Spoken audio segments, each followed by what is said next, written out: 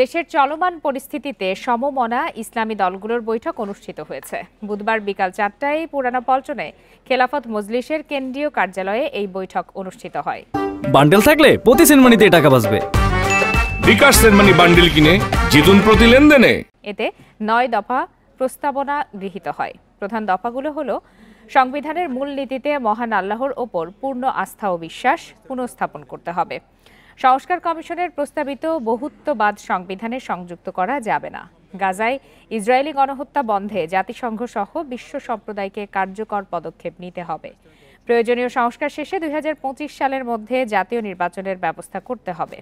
অনুষ্ঠানে সভাপতিত্ব করেন খেলাফত মজলিসের আমির মাওলানা আব্দুল বাসিত আজাদ। উপস্থিত ছিলেন মাওলানা মামুনুল হক, মাওলানা আব্দুর রব ইউসুফি সহ অনেকে।